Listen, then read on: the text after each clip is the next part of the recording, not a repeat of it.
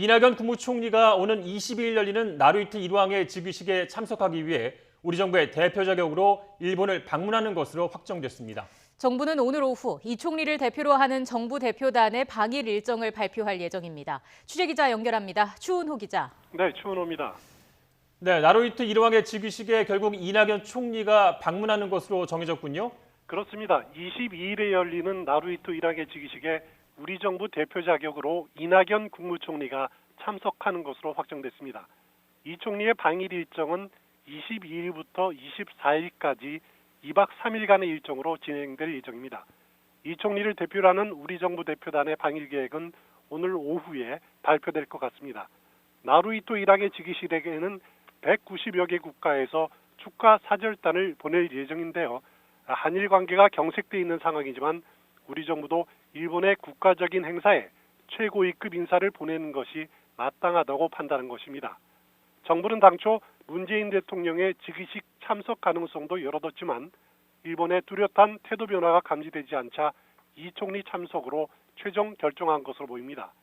관심은 이낙연 총리의 방일을 계기로 아베 총리와의 회담이 성사될지 여부입니다. 지금으로서는 가능성이 매우 높습니다.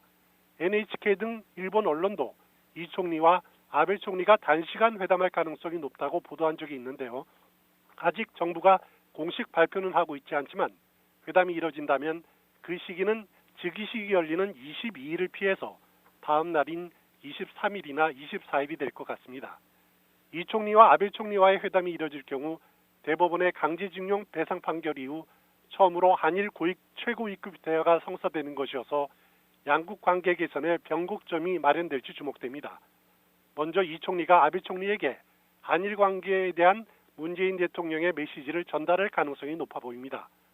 또 강제징용 배상 판결, 일본의 수출 규제 조치, 한일 군사정보 보호협정 종료 등 양국 간의 주요 현안에 대한 논의가 자연스럽게 진행될 수도 있습니다. 다만 회동 시간이 짧다면 양국 관계 개선에 대한 원론적인 의견 교환만이 이뤄질 가능성도 있습니다. 이 총리는 우리 정부 내의 대표적인 지일파입니다.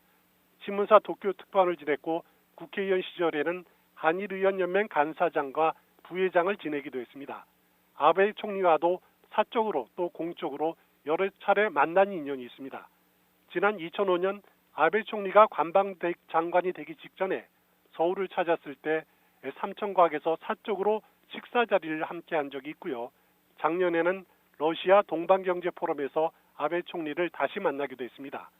나루이토 일왕과는 왕세자 시절인 작년 3월에 브라질에서 열린 세계 물포럼에서 만나 대화를 나눈 적이 있습니다.